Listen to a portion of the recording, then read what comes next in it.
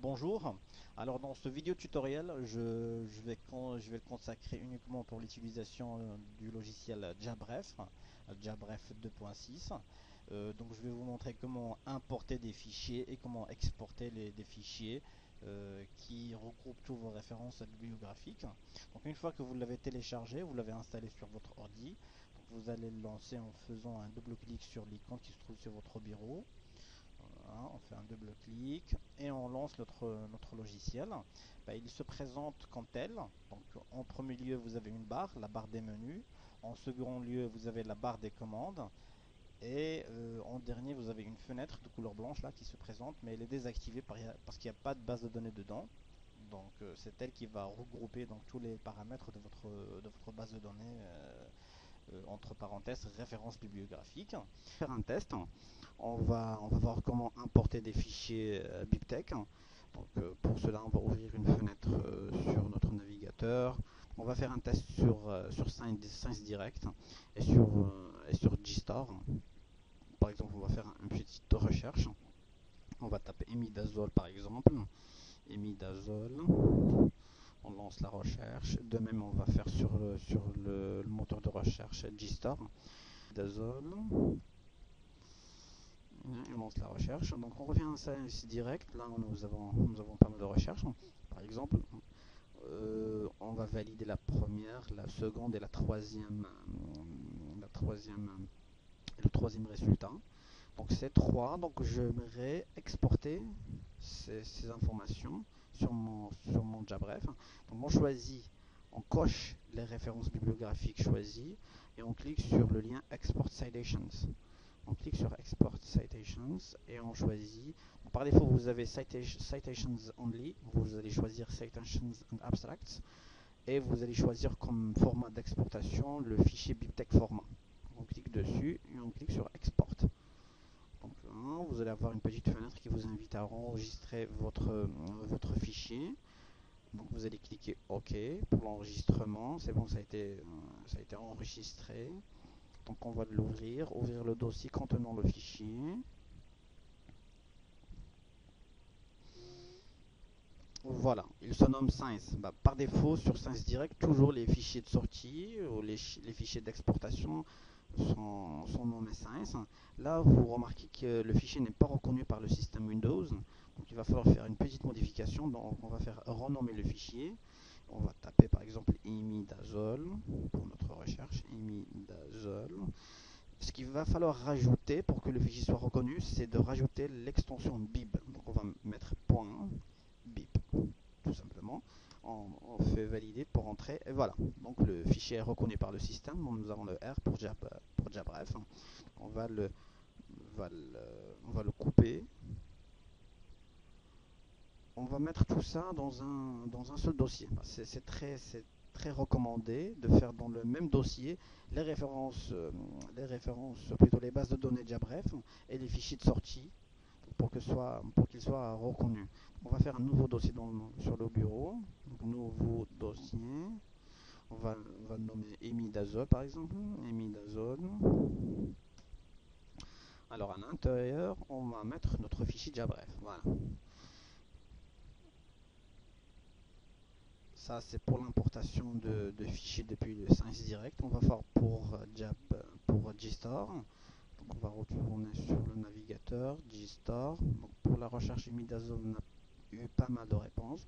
On va choisir les 3 premiers résultats juste pour vous montrer. Et on clique de la même façon sur Export Citation. On clique dessus et on a la main donc pour sélectionner le format. On a le format RIS file pour EndNote et ainsi de suite pour Reference Manager. Et vous avez aussi le format text file pour BibTeX. Là aussi, il y a une petite différence. Vous n'avez pas le fichier bib à la fin, mais c'est plutôt un fichier texte. On va cliquer dessus. Voilà. Donc, vous remarquez que le choix des 3 articles, ça a été codifié par le langage BibTeX. C'est-à-dire que le titre est égal, machin, entre accolades, le journal et ainsi de suite. Toutes les informations liées à la première publication. Les voici. la seconde publication et la troisième publication. Remarquez que ce fichier d'exportation est un fichier texte. Donc ce qu'il va falloir faire, c'est de sélectionner tout le texte. On fait un copier et on va ouvrir le bloc-notes. On met les résultats, plutôt les données dessus, et on enregistre le fichier sous l'extension bien sûr .bip. On va enregistrer sous. Par défaut, vous avez étoile.txt. On va mettre notre imidazole par exemple .bip et on va l'enregistrer sur le dossier imidazole qui se trouve sur notre bureau. Alors imidazole, le voilà. Ouvrir et on enregistre sous l'extension .bip. Enregistrer. Imidazole, ok. Bah, c'est bon, ça on n'en a pas besoin, on le ferme.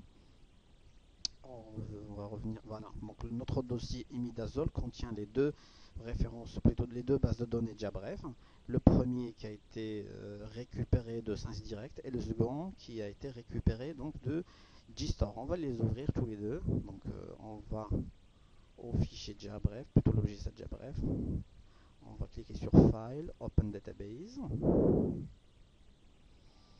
On va sélectionner notre dossier imidazole et ben voilà, on ouvre la première base, voilà, et on ouvre la seconde base, Open Database, imidazole 1, Open, voilà. Donc là, nous avons les deux bases de données, la première imidazole.bip et la seconde imidazole-1.bip. Remarquez que la première base contient trois entrées. La première entrée, la seconde et la troisième. Remarquez aussi qu'une fois qu'on sélectionne l'entrée, vous avez des informations en dessous. Donc vous avez l'article, c'est codé comme étant un article et pas un livre ou une review. Donc ça c'est le key BibTeX. Les auteurs, ça c'est le titre de votre article et votre journal, la date, le volume et les pages. Et vous avez aussi l'abstract parce que nous avons choisi Export Citations and Abstracts. Et ben voilà, donc vous pouvez modifier ces entrées donc, en faisant un double clic dessus. Voilà, vous avez une autre fenêtre qui vous permet de valider, ou plutôt de modifier les entrées BibTeX. La première entrée BibTeX c'est author. Vous pouvez modifier ça, vous pouvez demander les titres et ainsi de suite. Remarquez aussi que vous avez des onglets. Donc le premier onglet Required Files, donc ce sont des champs à valider impérativement. Et vous avez Optional Files. Et vous avez General pour le keywords imidazole. Vous avez la référence DOI, et vous avez l'URL pour accéder à votre fichier directement, à votre fichier directement sur ScienceDirect, et ainsi de suite. Donc vous avez aussi le abstract si vous avez choisi de télécharger aussi l'abstract, le view si vous avez des informations dessus, et les sources BibTeX. Ces sources sont très importantes. Avec ces sources que votre référence bibliographique sera reconnue sur l'X. Ben voilà, donc ça pour la première base, de même pour la seconde base, on va faire un clic, double clic, abstract, bon, voilà, il y en a un, l'abstract général, on a le lien sur JSTOR, c'est bien, optional fields, BibTeX source, on en a un, modification si vous voulez les faire, vous pouvez enlever le journal si vous avez un problème au niveau du nom. Là, sur le nom du journal, on a in vitro. On va le garder tout de même. C'est pas la peine de modifier. Voilà. Donc, là, on va voir qu'il y a une petite étoile ici parce qu'on a fait une modification qui n'a pas été enregistrée. Donc, on peut enregistrer comme on peut annuler. Donc, on va cliquer sur CTRL SAVE pour que ça se valide. D'accord. Là, on va créer une nouvelle base de données, New Database.